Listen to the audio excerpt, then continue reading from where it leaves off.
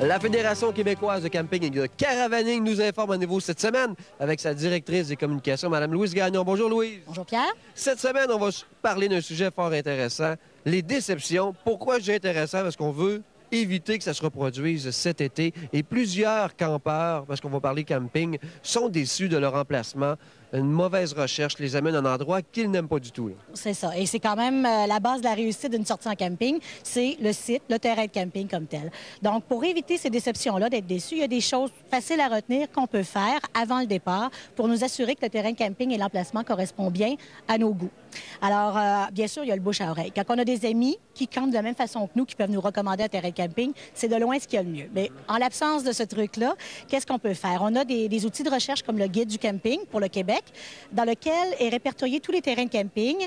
On en a un exemple. Et c'est celui-ci. Oui. Merci d'en parler parce que je l'ai pris dans mes mains. C'est vraiment un outil indispensable, encore une fois. Absolument. Il est gratuit. On peut le commander via Tourisme Québec. On l'a envoyé par la poste gratuitement. Là-dedans, on a l'offre complète des terrains de camping au Québec avec une fiche descriptive et qui informe vraiment de tous les services et les activités. Quand je dis qu'il faut en faire une lecture minutieuse, c'est qu'à l'intérieur de ça, il y a des pictogrammes qui nous donnent des codes. Donc, si vous cherchez un terrain de camping qui est quand même boisé, vous regardez le taux d'ombrage. Si c'est un taux d'ombrage supérieur à 50 ou à 60 on va comprendre que c'est un terrain boisé. À 10 on est dans un terrain vacant. On peut aussi regarder le nombre de services. Est-ce qu'il y a une piscine? Est-ce qu'il y a une salle communautaire? Est-ce qu'il y a ci? Est-ce qu'il y a ça? Plus un terrain est équipé de cette façon-là, généralement, moins il est, on va dire, plein air ou boisé aussi. Donc, en faisant une lecture minutieuse, on peut déjà s'éviter des déceptions. On peut aussi visiter des forums de discussion entre campeurs, poser nos questions, regarder si dans telle région touristique, on a déjà parlé de ce camping-là, s'il y a eu des commentaires positifs ou négatifs. Et ce forum-là, Louise, il est à quel endroit? Sur le site de la Fédération? En fait, pour l'instant, c'est ça. Le forum est accessible aux membres de la Fédération seulement et il est sur le site www.fqcc.ca. Donc, c'est une bonne façon. Même, on recommande les terrains au Québec, au Canada et aussi pour les États-Unis. Donc, où c'est plus difficile encore d'avoir des informations, on peut aller là-bas. On peut bien sûr aussi visiter le site Internet du terrain de camping, parce que dans le guide dont je vous ai parlé, on a aussi les adresses Internet des terrains.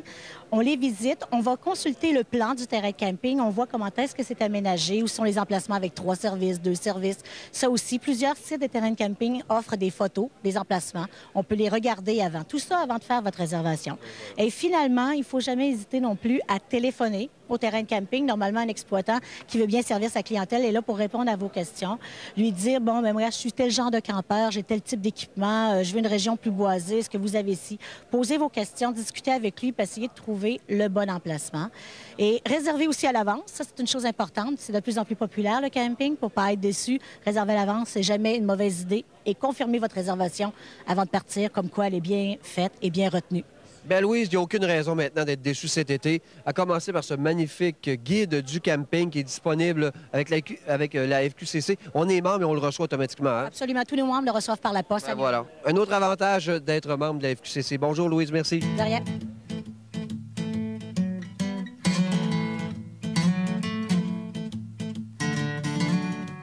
Ce volet d'Action Motorsport vous a été présenté par la Fédération québécoise de camping et de caravaning et son partenaire Leclerc Assurance. Des incontournables pour réussir vos sorties en camping.